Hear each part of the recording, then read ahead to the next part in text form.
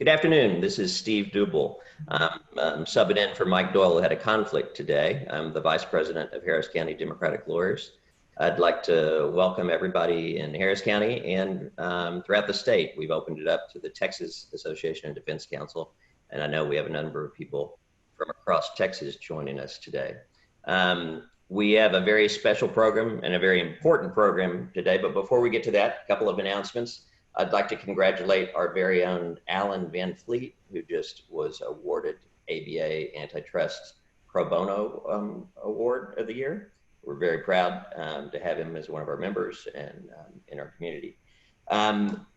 We have two upcoming CLEs in June. On June 3rd, Harris County Democratic Lawyers is sponsoring a voting rights litigation and landscape in 2020 CLE that is being done in conjunction with the Texas Democratic Convention. And the panelists for that program are going to be David Kronig, who's the Director of Voter Protection of the Democratic Party of Wisconsin and a lawyer as well, and our own Chad Dunn, who's the co-founder and Director of Litigation at the UCLA Voting Rights Center. And he also is very involved, as many of you know, with all the litigation that's going on. And then on Thursday, June 11th, we have coronavirus in prisons and detention centers. And we have Carrie Blackinger, who is a reporter, formerly with the Chronicle. She's now with the Marshall Project. She's a formerly incarcerated individual and very interesting background. And she's going to be speaking along with Brandon Duke, who's a litigator here in town with Winston & Strawn, and Andre Segura, who's legal director at the ACLU of Texas. Andre is handling the litigation involving immigrants detained and the coronavirus outbreaks that are going on there. And Brandon Duke's involved in some litigation and involved in people being incarcerated in prisons. So today we have a very special guest, Dr. Brendan Kelly, who has a book out. It's called Coping with Coronavirus. All the profits are going to charity for that book.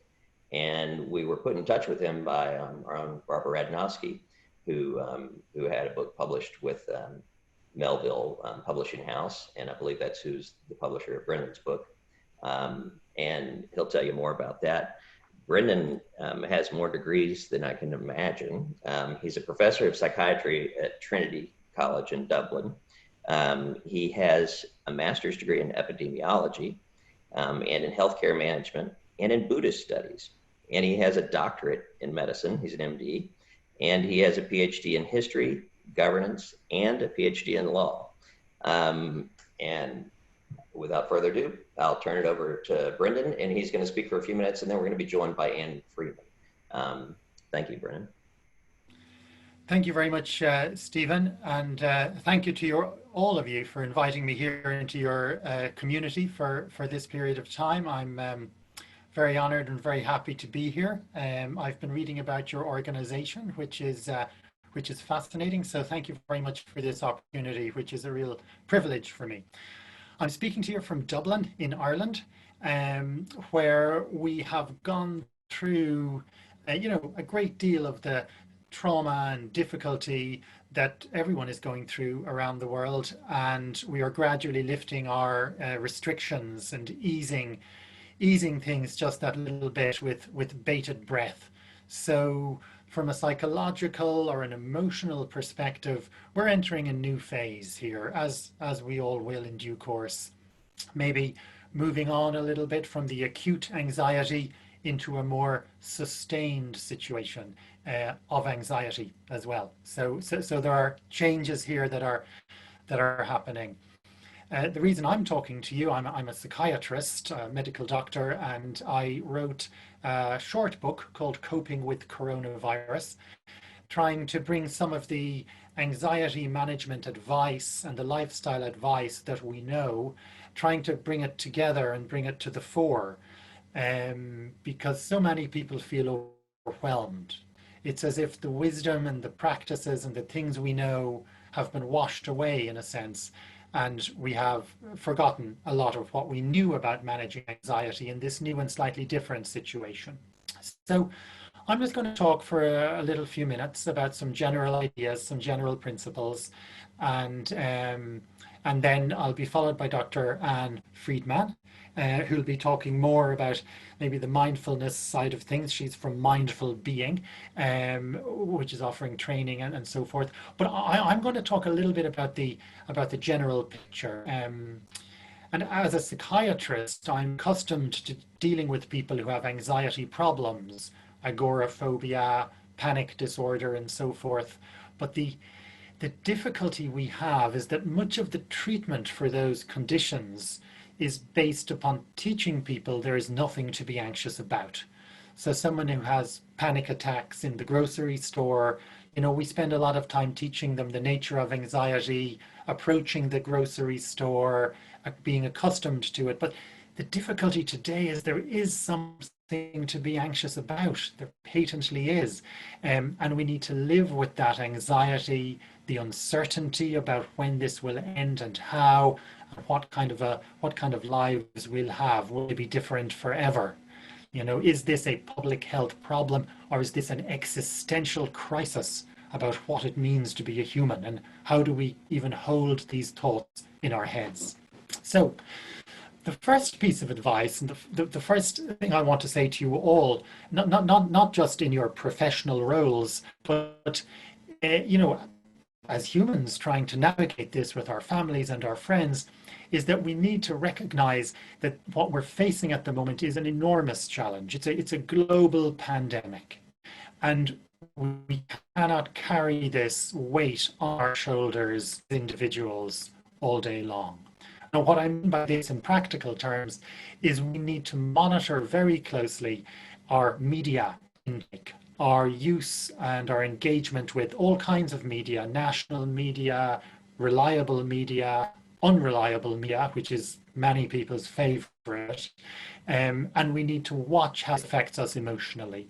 So one of the recommendations that I give in the book and when I'm speaking is that we tune into the national and international story about the pandemic twice a day only, 15 minutes in the morning, 15 in the evening, and we focus on reliable news sources. Between those times, we should focus or think about COVID-19 only to the extent that it affects our lives and our work, because it will intrude. But we should not carry the entire global pandemic on our shoulders all day long. Now, and I know people who do this.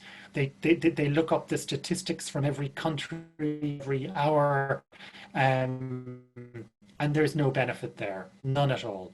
So the first piece of this is to be aware of media impacting our emotions and manage that very, very carefully indeed. The second piece of advice I tend to emphasize is to do with what we can control and what we cannot control in this situation. There are two different categories, and there is a great deal that we can control. This is particularly important when we're discussing these matters with children. I know a lot of you will have children, or maybe people who in other ways have limited understanding of what's going on. So in order to prevent them being overwhelmed, it's important to share a certain amount, share the news, to be honest, but then to focus very quickly on the practical steps we take, the public health advice that we need to follow in relation to hand washing and distancing, and in the US at least, face coverings, so that the problem doesn't seem infinite. Ultimately, this is a public health problem. This is not necessarily the existential crisis that people say it is. It does raise important questions about humanity and society and globalization, but there may be somewhat for another day. Today's task is to focus on our shorter term plans, get through our day's work, focus on our families, focus on our friends, and simply keep going. The philosophical ramifications are a little bit too weighty for most of us for now. And it's very helpful to keep that in mind as we read some of the sort of dystopian media coverage that we're seeing. Not for that reason. The third piece of advice that I would like to share with you very, very strongly is that we must not let COVID-19 dominate our thinking and our emotions every moment of the day. Things that have mattered continue to matter. So things like exercising are incredibly good for well-being. We can think ourselves into a very negative state of mind. We can put on a negative filter, only attend to the most outrageous negative conspiracy theories, and this will get us into a negative thought spiral. We cannot always interrupt negative thoughts with more thoughts. It can be helpful to interrupt those patterns of negative thinking with actions, with behaviors. So things like going running, simply going outside of the house, engaging, with pets, children. Now, I'm not putting those in the same category. It sometimes sounds like I am, but I am aware children are different to pets, just to be clear. But in a sense, if we can engage with either of those categories of beings, this helps us a great deal to put away the negative thoughts and the negative spirals that can consume us. Also worthy of particular attention, of course, is diet. At this time, we can let our good dietary habits slip, and sleep. Sleep is something I talk a great deal in the book, and getting high quality sleep is more important now than ever. So we all know about good sleep hygiene, but we need to do a little extra attention at this time. And those thoughts are for us coping as individuals. We're not individuals. We're parts of families, we're parts of communities. And the key piece of advice I have for that is to remember that just as COVID-19 spreads in communities, it spreads from person to person, so too are the solutions intrinsically interpersonal, I don't want to go all Buddhist on you, but I'm about to for just a quick moment. Buddhism teaches that the idea of self, each person, is a bit of an illusion. It's we're not quite as independent or distinct as we think. We're more connected.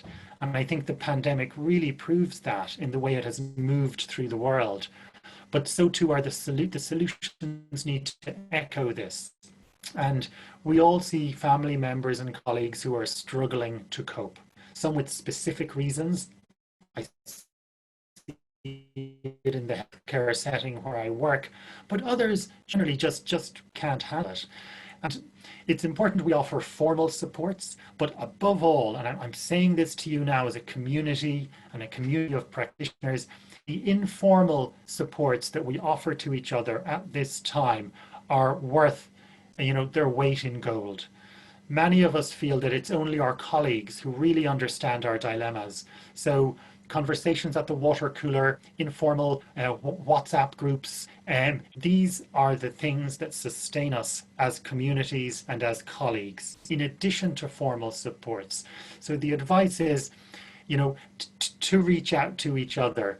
If you think somebody is overly anxious, you reach out and you tell them that you are anxious. You don't necessarily need to ask them, but if you confide, they will reciprocate. And that's what I really want to say about communities and families, which is that we are networked phenomena and the solutions come from these networks.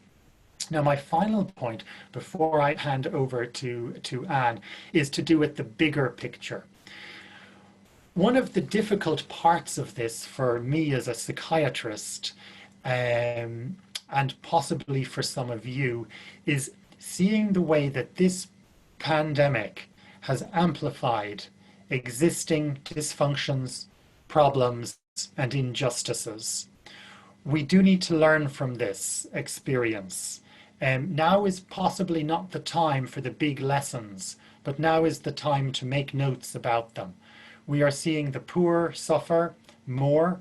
We're seeing countries with poor health systems suffer more. And ultimately, many who die from COVID-19 will in truth die from a combination of COVID-19 and poverty. So these are huge problems which we should note at the moment, but not try necessarily to solve in full at the moment. They're too big.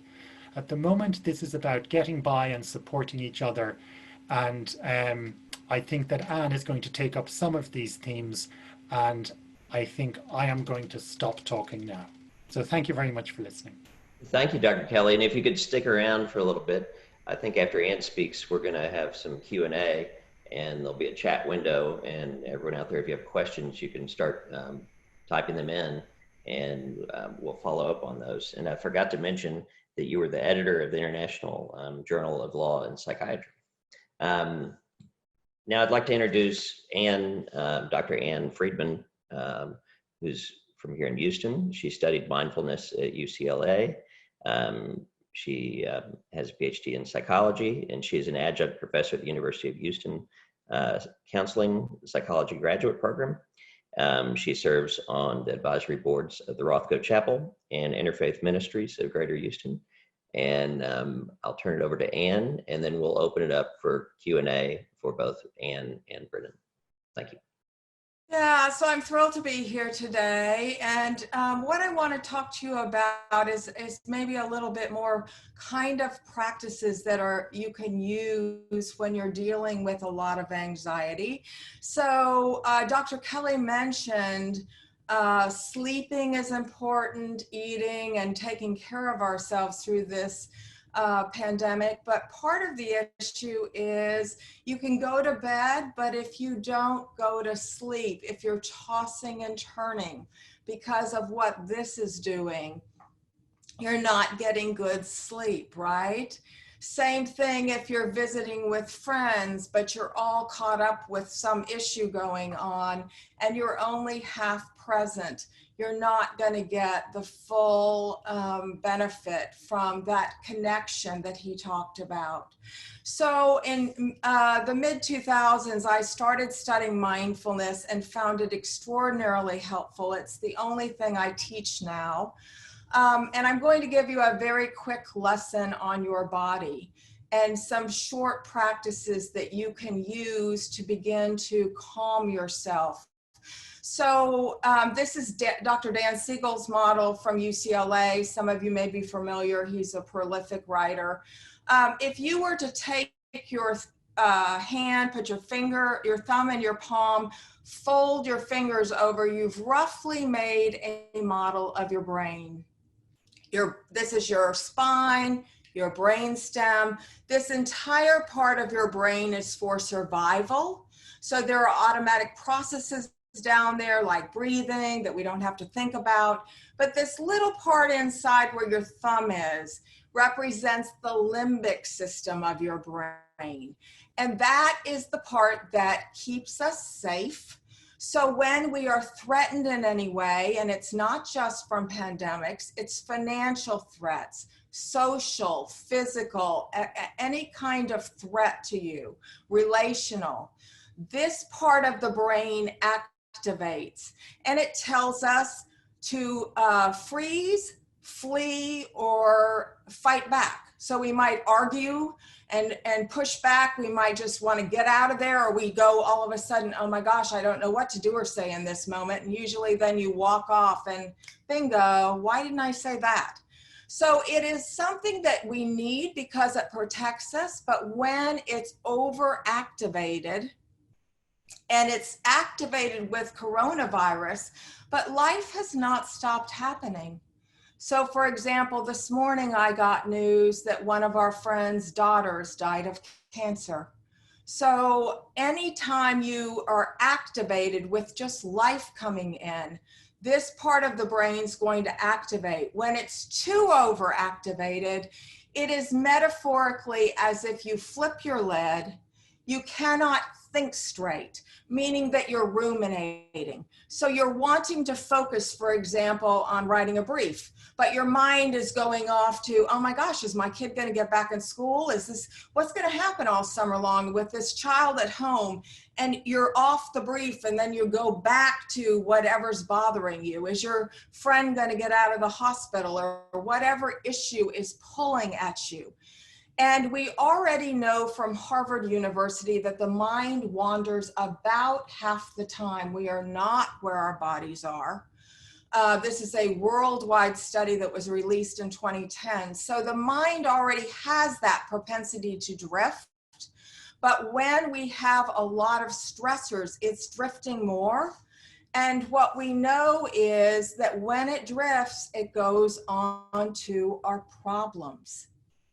So mindfulness is about calming this part of the brain to reconnect, and it calms the body as well. So this is what I teach, and there is a wide range of practices. The definition, which started 40 years ago at UMass Med Center, is to pay attention to the present moment non-judgmentally. So we already know paying attention is hard. The mind wanders about half the time. And then focusing in on the present, which is the only time we can live, but with a quality of attention that is non-judgmental or open, curious, and willing to be with what is that we cannot change. And that's really hard for most of us. So in the present moment, you're going to have not only your thoughts, you're going to have your body in the present moment, and we're always coming back to the body to ground because the body can't be anywhere else. You have your emotional body, and then of course your reaction to the environment, what you say and do. And mindfulness deals with all of those things. So right now, what I'd like for you to do is put your feet flat on the floor. Get into a comfortable position. You want to feel grounded. You might close your eyes so you don't take in a lot of visual stimulation. And I am going to lead us on a diaphragmatic breathing exercise. We're going to breathe in through the nose for 3, hold for 2, out of the mouth for 5. And I will count us in through the nose for 3, hold for 2, out of the mouth, pushing that stale air out for 5. If you can't blow out of the mouth, blow out of the nose if you're somewhere where it's too awkward. Ready? Inhale. Hold. Exhale.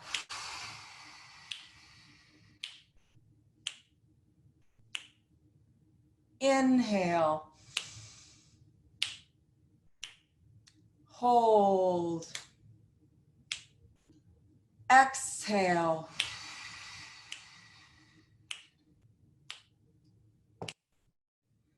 Inhale. Hold.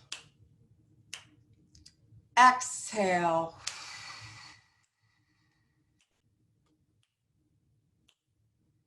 Inhale. Hold. Exhale.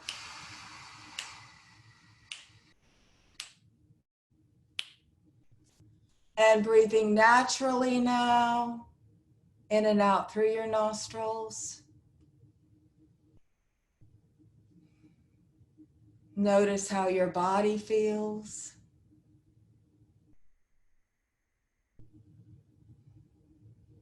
Notice how your mind feels.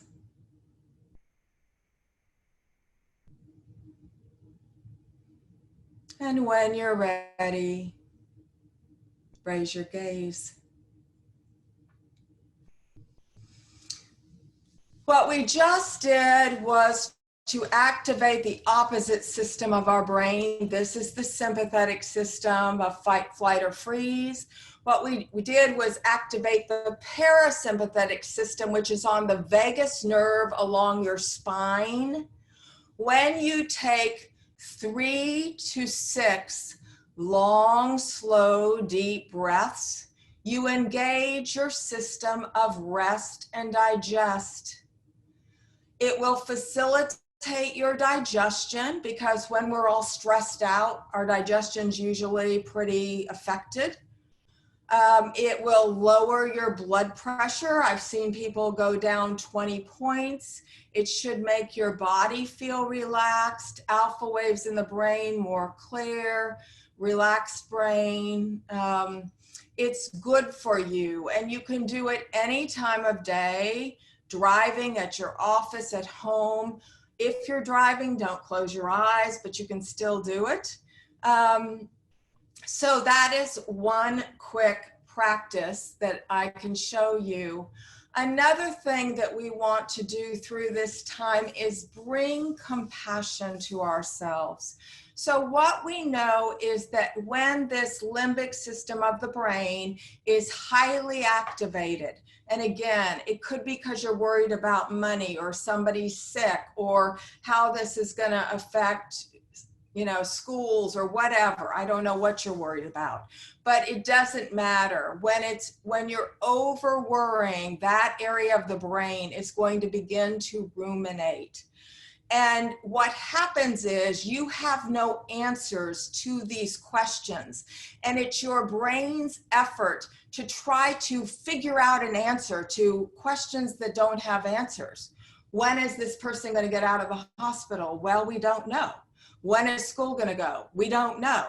What's going to happen with businesses, with this economy? We don't know. But the brain goes on overdrive. And I know you've experienced it. We all have. It feels like a tornado or a gerbil wheel that you keep thinking about something, even though you want to be focused here, you just keep going off. And mindfulness is an exercise for the brain to train the mind, a mental gym. Literally, just like you train this muscle, you're going to get a weight and do repetitions. In mindfulness, brain is going to take you off, you're coming back. Brain takes you off, you're coming back. And what we know is over time with that kind of training, the coming back part, it actually strengthens, increases gray matter in your brain and 8 key areas, as well as stronger wiring.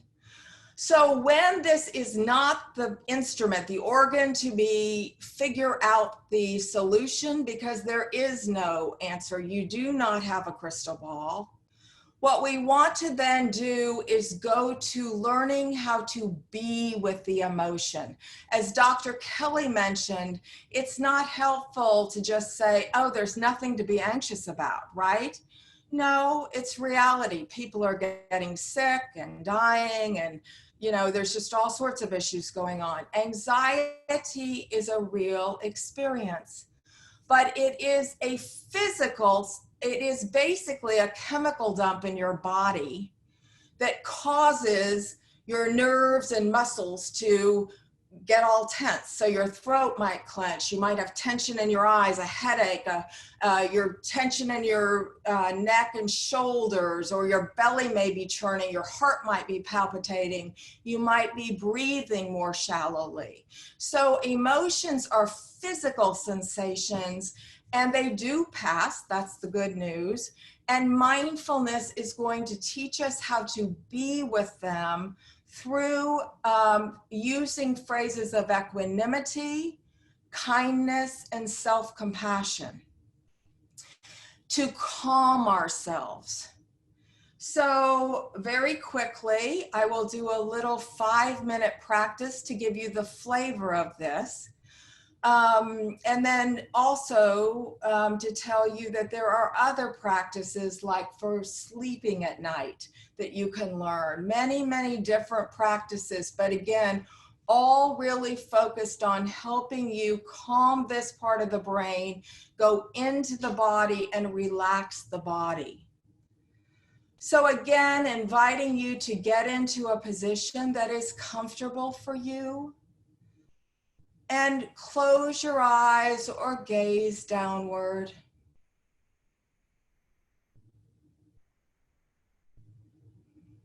Feeling right now your body connected to whatever object you are seated upon.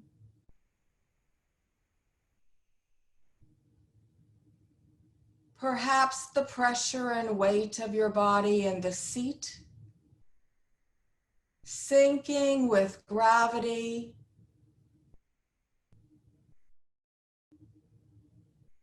And begin to relax and let go of any muscle tension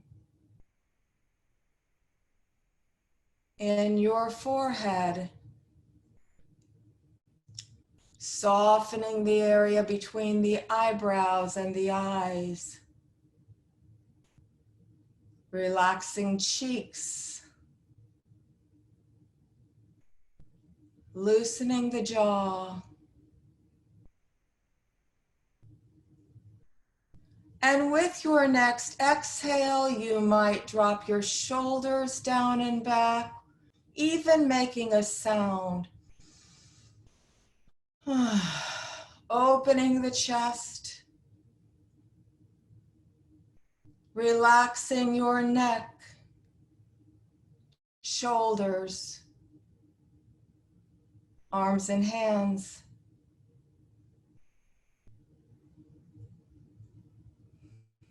Is your belly soft and relaxed?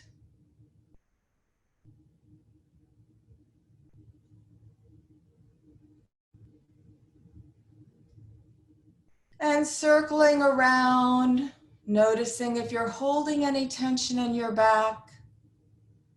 And if you are, take another long, slow, deep breath. And visualize sending that cushion of air to that area to support it. Release it a bit. And relaxing your pelvis, legs and feet. And if your mind has drifted already, that's quite normal. The practice is to notice thinking is happening and come back to the practice.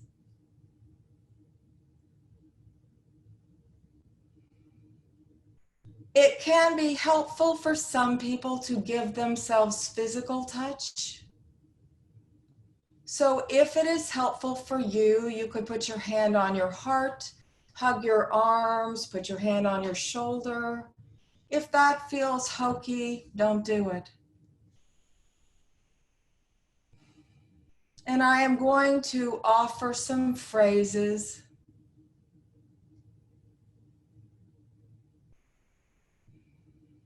It is if someone who loves you very much is saying this to you. Or if you're a religious person, you could visualize Buddha or Jesus or whatever religious figure saying this, or a part of you that feels very whole, saying it to the part of you that is struggling. You are as you are. May you accept yourself fully, just as you are, perfectly imperfect, just like everyone else.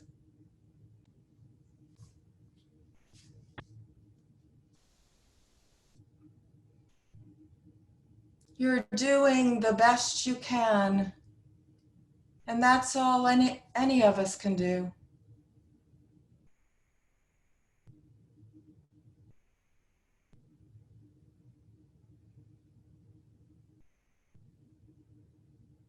What you're going through is hard right now.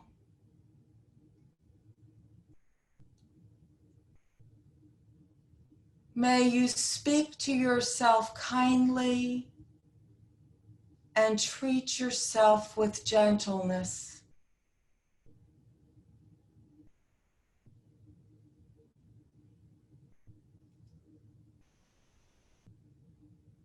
May you feel safe.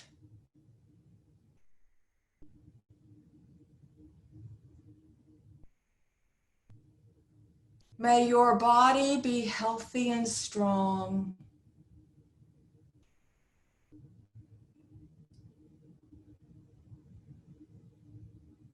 May you remember that you are not alone. There are millions of people on the planet right now feeling the same emotions for the same reasons.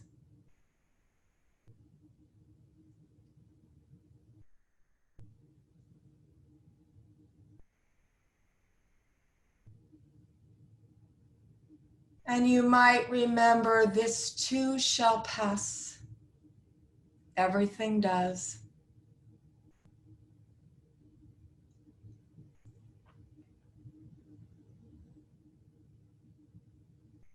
And when you're ready, take another long, slow, deep breath at your own pace.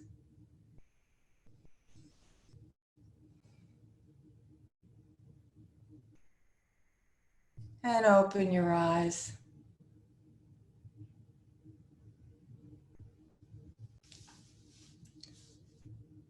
So there are many, many other practices with mindfulness. These are just quickies for you to learn how to, again, bring down and be with that anxiety, comfort that anxiety yourself. We can learn how to self-comfort. So thank you, Stephen, for inviting me to come, and I'll now open for Q&A, right? Yes, thank you, Ann. That was great. And Brendan, too. Please, Brendan, if you could, we're all back on. Apparently, we had a little technical glitch. I was just informed of. The chat window was not on for most of the things. So if you submitted a question early, it didn't come through. If you could resubmit it. We did have a housekeeping question, and that was somebody wanting to know the CLE number for today.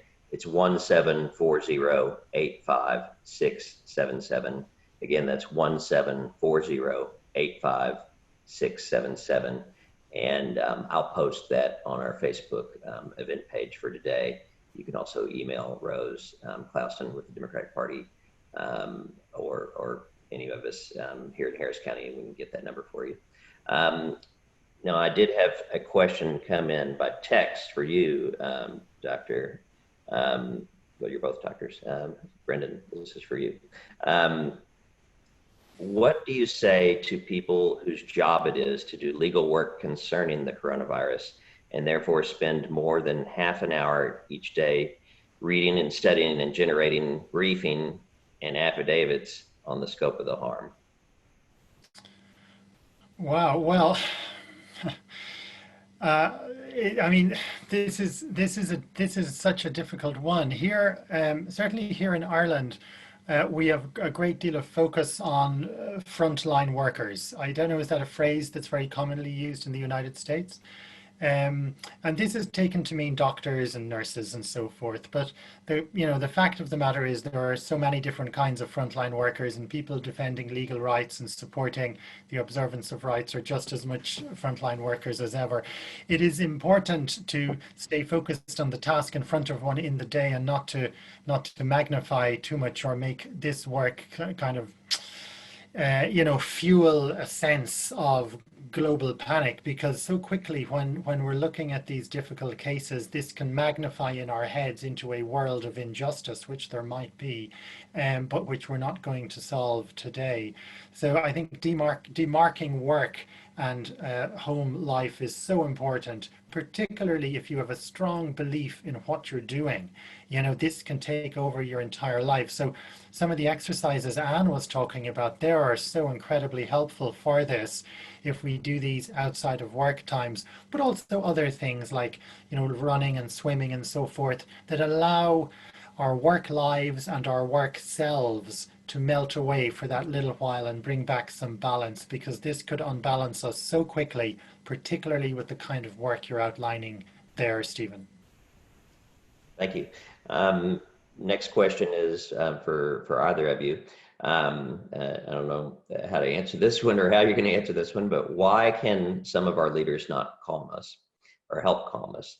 Why aren't these techniques promoted instead of the constant opposite of kindness and compassion we are seeing?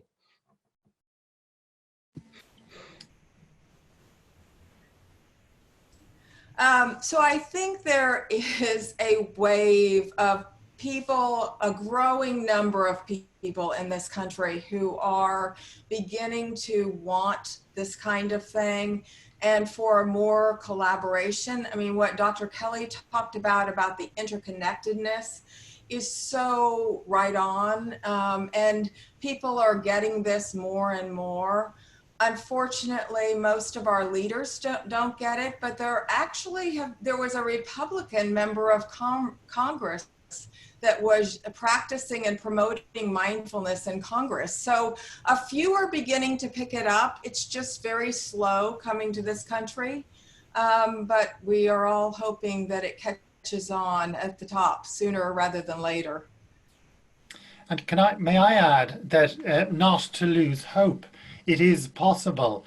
There are movements in virtually every country in the world to introduce mindfulness into parliaments and congresses and representative bodies. And again, here in Ireland and in the UK, there's a very strong mindfulness movement within the corridors of power, with both elected representatives and the unelected who hold so much power, taking this up quite well. But it's a constant battle. In answer to the question about why they haven't taken this up with more alacrity, I don't know, but the opportunity is certainly there, and I do think change will come. Okay, and I have another question for you, Dr. Kelly, and that is, how do you buy your book, and what charity did you donate the money to from the book? How to buy my book. You buy my book enthusiastically, multiple times, in all possible formats, and it makes a wonderful gift. More seriously, the book is published in the US by Melville House. It's available on Amazon as an ebook. It costs just $2, and the royalties are going to author royalties are going to the Red Cross and their efforts to fight COVID-19 and around the world. And the publisher royalties are going in the US to another charity. I think it might be a charity supporting the book trade and the various outlets that have suffered so badly. But the Red Cross will be the recipients of certainly all author royalties. The book is on Amazon, Melville House. You can buy audiobook, hard copy, ebook, and it's just under $2 to buy. Thank you. And I think this next one's probably for Anne, or maybe for either of you. What mindfulness method do you suggest to help with sleep? The primary method that's used for sleep is called a body scan, which takes you literally down to your toes and exploring sensations in your body all the way up, like the feelings of the sheets against your skin, or the pressure and weight of your body, warmth, temperature, that kind of thing. And right now, I'll just give a little plug for my business. My business partner, Dr. Eric Lopez, is a teacher trainer affiliated with Brown University, and he is teaching a course called MBSR, Mindfulness-Based Stress Reduction, which was the original curriculum set at UMass 40 years ago, and it teaches body scans, but you can also go on YouTube and the internet and find them. So that's one. There are others, but that's the major one. Okay, and then I have another question coming in for both of you.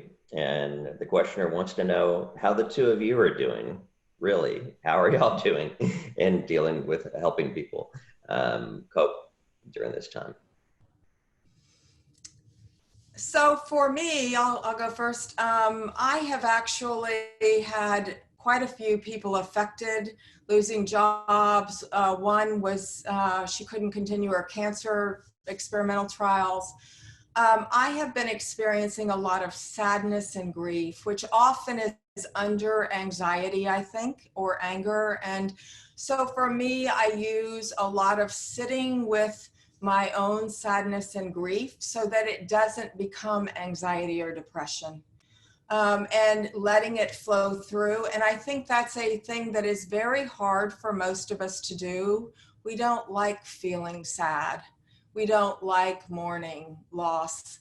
And yet if we don't, it comes out sideways and can often become a more serious problem. Dr. Kelly, did you have anything to add? I'm doing okay. Okay, we've got a few more questions that have come in here. What's the best way to respond to inflammatory statements that are seeking to promote arguments and anger? And I'm guessing that's probably on social media mainly, but it could be in person as well, I suppose.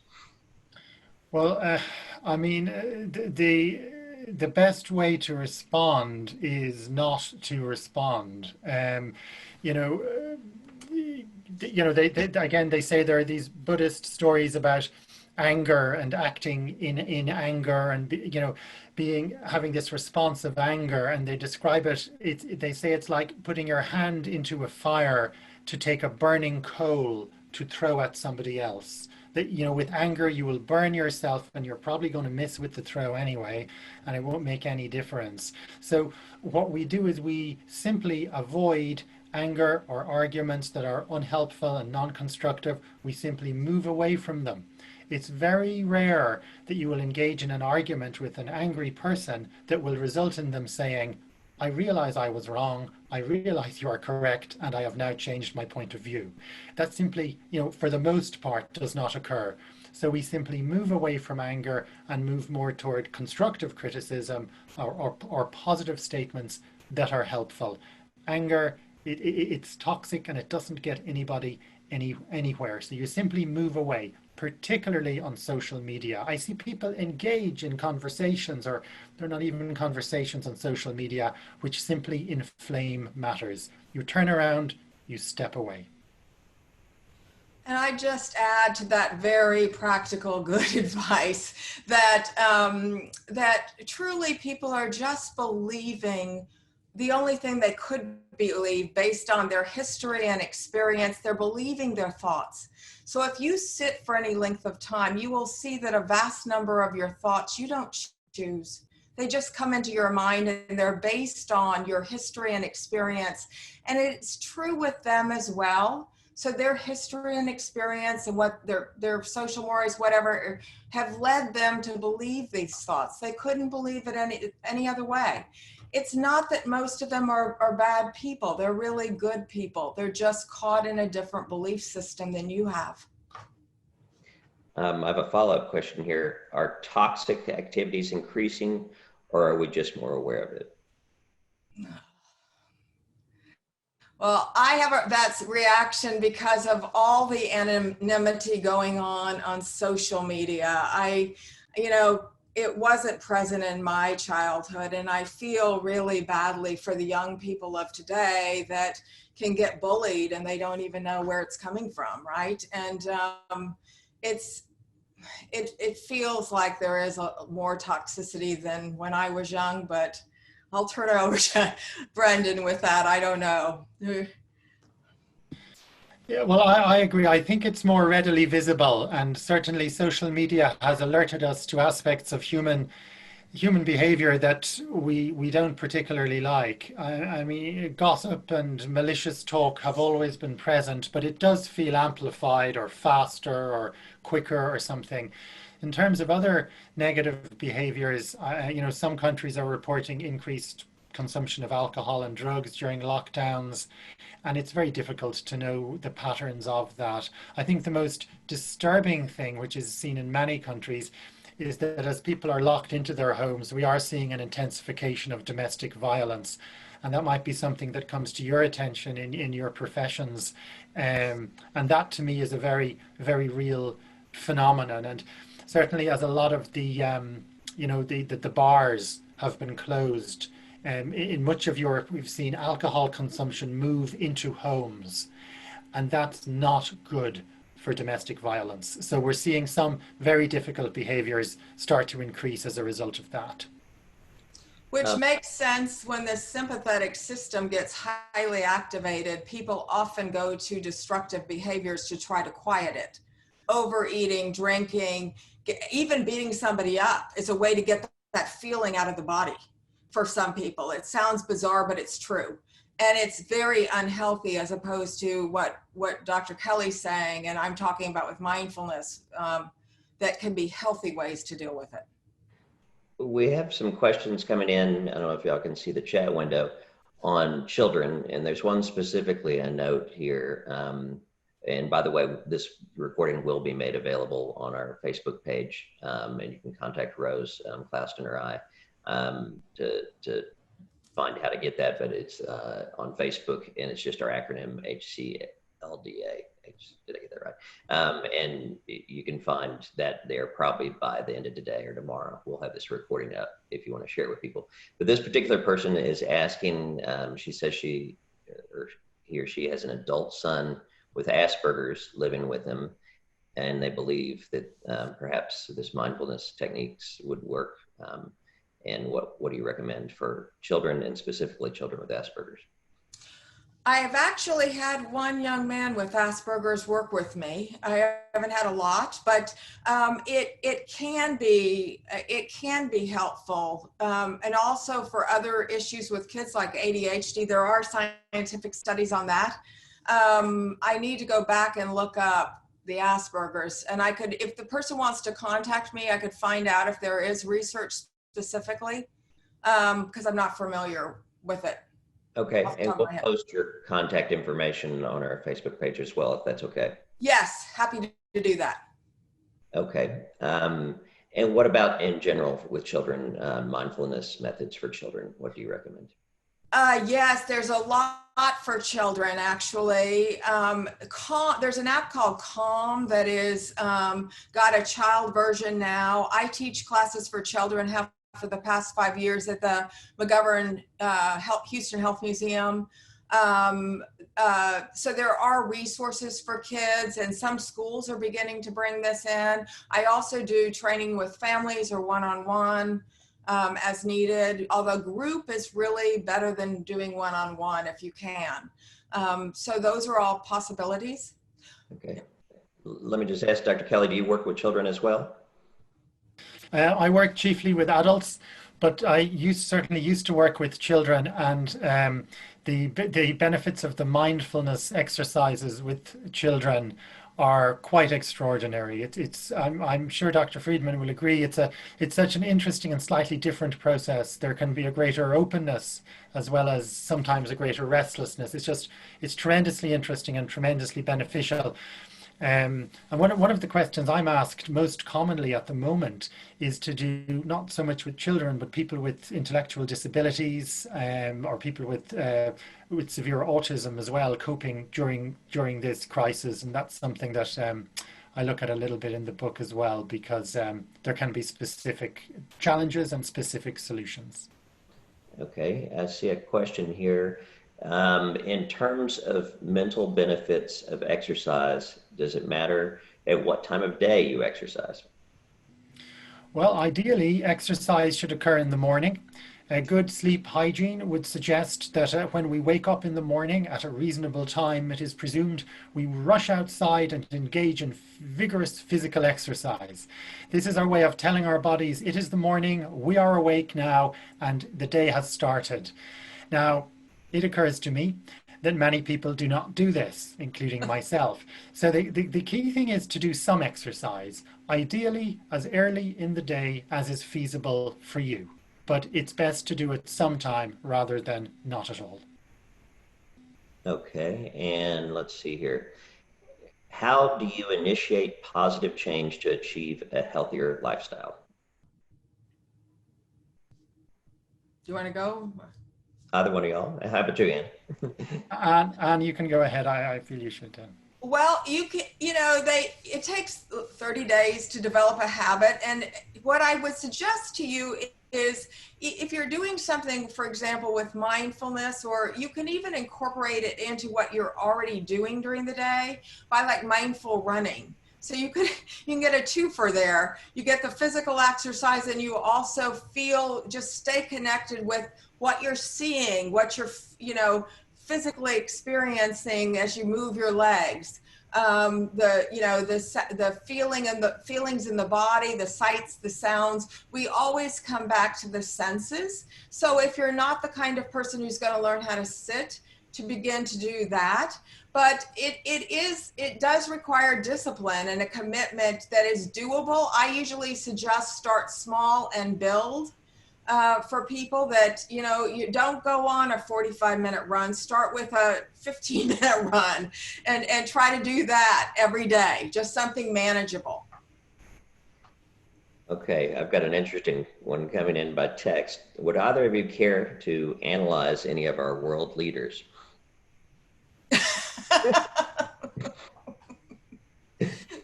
Well, I'm going to turn that one over to Brendan.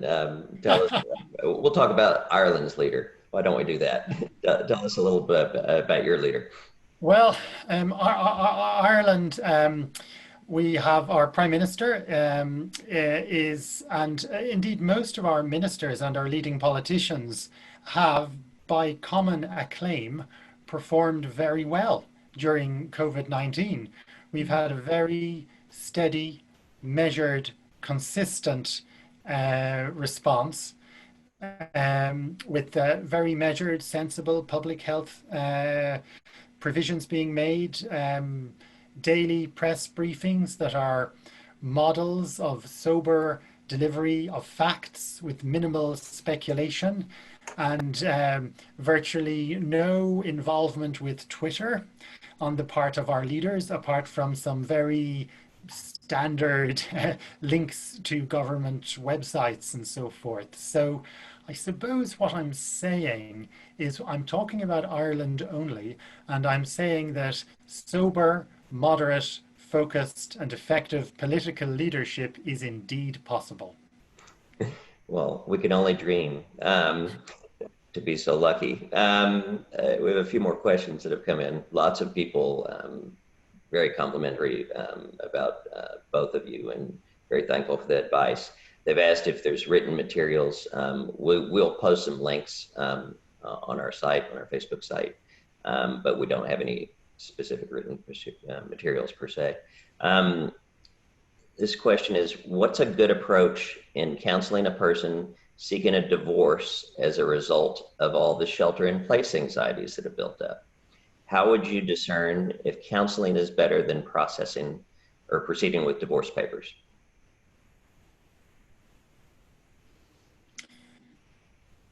Okay, so I sense a mutual reluctance here, so I'll just, as I do to my detriment, jump on in.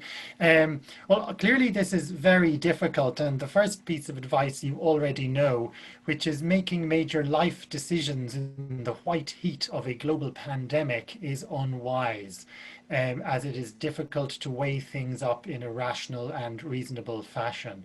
That said, counseling and other methods are very useful to try prior to proceeding with divorce papers in virtually all circumstances. There are very few circumstances where mediation and conciliation are not to be advised.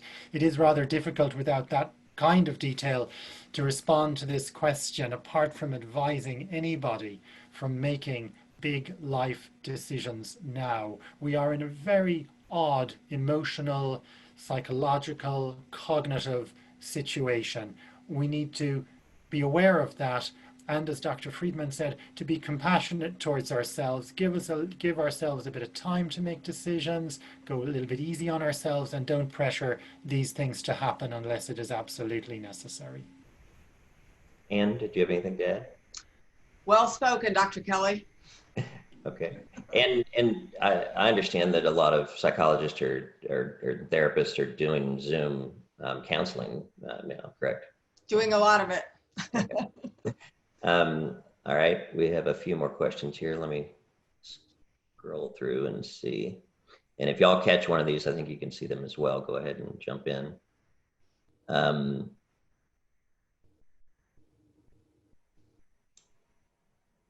No, I think that might be about it. We've covered about most of these. Someone is again asking for the number for today. And again, I'll post this on the Harris County Democratic Lawyers Facebook page, which is our acronym, but it's 174085677. If you registered for today, which you should have if you're here today, we do try and capture all that, and we do report your credit to the state bar, but you can also self-report. And I'll post the number on our Facebook page again. And we will be posting this entire video if you want to share it with others. It looks like we have been joined by about close to 200 people here today from across Texas, and we are happy to have you here. We are in the process of trying to help promote Democratic local leaders, lawyers, bars in areas throughout the state. And if you're interested in starting one in, say, Travis County or Dallas County or anywhere in Texas, contact Lee Arellano, and I'll post his info, or Rose Clouston with the party, because we would love to have other groups throughout the state take our model and start offering CLEs like this. But in the meantime, we're going to be offering, Harris County Democratic Lawyers will open it up to everybody in Texas to enjoy our free CLEs. And I want to thank our guests today. It's been an incredible program and a very helpful program, and something I think everybody needs. Do y'all have any closing remarks before we go? Thank you, Thank you for letting me participate. Thank you, Anne, and thank you, Brennan.